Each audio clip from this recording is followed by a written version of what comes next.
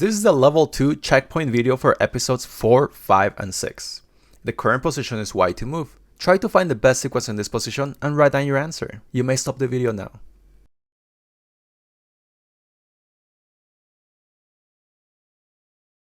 Were you able to spot the continuation in this position? So here we have to consider the three episodes that we've seen, right? Episodes 4, 5, and 6. We have checkmate in 2, we have any forks, and we have pins as well. So here we have to consider anything, right? So always looking through X-ray vision. First of all, any checks captures attacks. Any checks, we do. We have a check by just grabbing the knight with the rook, but they will just be able to grab back with a pawn. Any captures, same, just capturing the knight. Doesn't really work. Any attacks or threats? Yes, because the knight's been attacked by the rook and the rook is looking at the king through X-ray vision. We here can actually just bring the pawn forward to f4, like threatening to take the knight, and the knight cannot move because it's pinned to the king. So here, if they were able to just make any moves, we can just capture on the next turn with the pawn and be up a lot of material here.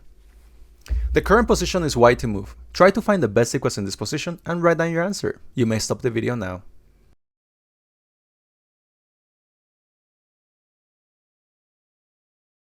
Were you able to spot the continuation in this position? So here we're always looking into the 3 episodes that we've reviewed previously. So we are looking into any checkmate in 2, any forks, and any pins. Any checks that we have in the position. We do. We have one check here with the rook, but then the queen would just be able to grab the rook back, and no problem. The black pieces would probably be winning this position, right? So any captures. We have a capture here on the bishop, doesn't really work. Capturing the pawn doesn't really work. That will be it.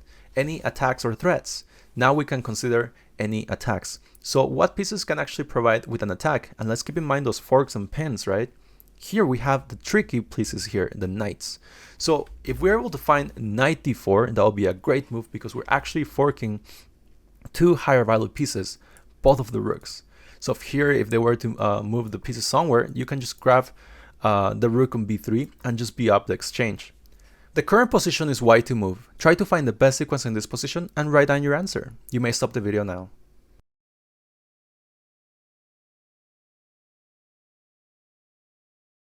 Were you able to spot the continuation in this position? So here we have to look into any checks, captures, attacks, right? Always considering checkmate in 2, forks, and pins from the exercises that we've seen in the previous videos.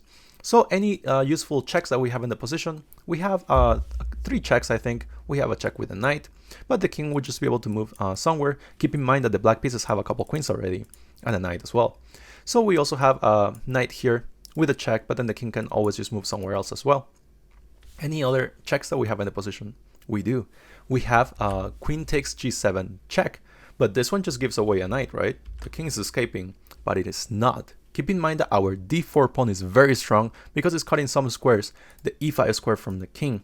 So here we have to find the continuation with queen g4 checkmate, covering all the spaces, the squares from the king, and that will just be a checkmate on the spot there. The current position is y to move. Try to find the best sequence in this position and write down your answer. You may stop the video now.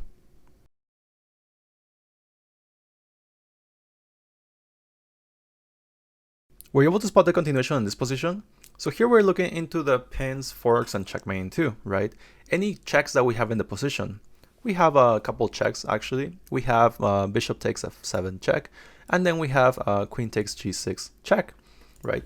So are any of those checks any good? Right, so if we evaluate here the bishop just taking the f7 square, they can just grab with the pawn, with the knight, or even with the king, right? But what about queen takes g6? That looks pretty good. And why is it pretty good? Because the pawn on f7 is pinned.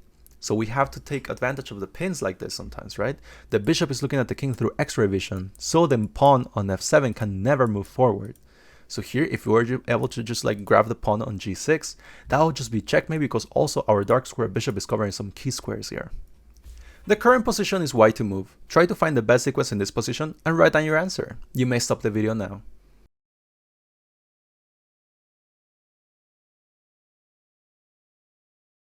Were you able to spot the continuation in this position? So here, any checks, captures, attacks.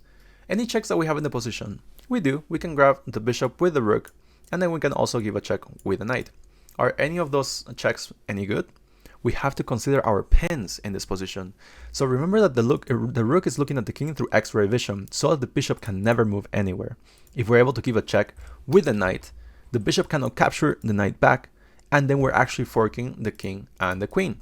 So here, if the king were to move somewhere, now we can just grab the queen and be up material and hopefully be able to win the game from here. The current position is white to move. Try to find the best sequence in this position and write down your answer. You may stop the video now.